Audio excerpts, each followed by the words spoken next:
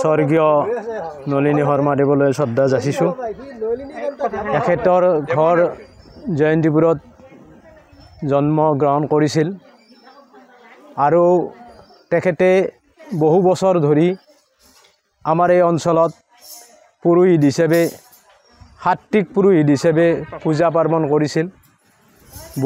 বিবাহৰ সূত্ৰে তেখেতে গুৱাহাটী ৰূপনগৰত থাকিবলৈ লয় আৰু তাৰ পৰা আমাৰ এই অঞ্চলৰ প্ৰতিটো বিশেষকৈ ধৰ্মীয় অনুষ্ঠানত তেখেতে অনবৰত নজৰ ৰাখিছিল আৰু প্ৰতিটো মুহূৰ্তত তেখেতৰ ওচৰত যি আহ্বান কৰি যোৱা হৈছিল তেখেতে নিৰাশ কৰা নাছিল।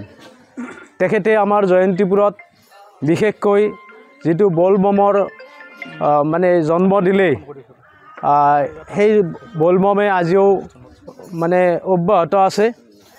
এটা সময়ত আমাৰ ইয়াৰ প্ৰসিদ্ধ যোগেশ্বৰ শিৱ মন্দিৰটো মানে নিত্য পূজা কৰা হোৱা নাছিল, মানে এটা লেতেৰা পৰিৱেশত আছিল। কিন্তু তেখেতৰ তত্ত্বাৱধানত আজি নিত্য পূজা আৰম্ভ হৈছে। দৈনিক মানে চাকি ধূপ দিয়াৰ ব্যৱস্থা কৰা হৈছে, পুৰোহিতে পূজা পাৰ্বণ কৰি আহিছে।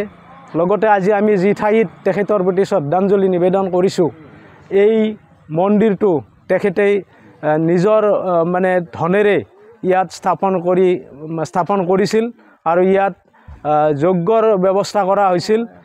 এই বছৰো তেখেতে ইয়াত যজ্ঞ উদযাপন কৰাৰ এটা চিন্তা কৰিছিল। কিন্তু এনে এজন ব্যক্তি, যিজন ব্যক্তিয়ে আমাৰ গাঁৱৰ মানুহ যদি ৰূপনগৰলৈ বা গুৱাহাটীলৈ যায়, তেওঁক একাষাৰ মাত নিদিয়াকৈ, এসাঁজ ভাত নোখোৱাকৈ, চাহ প্ৰসাদ অলপ নিদিয়াকৈ কোনো দিনেই পঠাই দিয়া নাছিল তেওঁ জ্ঞাতভাৱে। গতিকে এনে এজন ব্যক্তি কম বয়সতে 60 বছৰ হয় নাই নহয়, 60 বছৰ 67 বছৰ বয়সত আমাৰ মাজৰ পৰা গুচি গ'ল।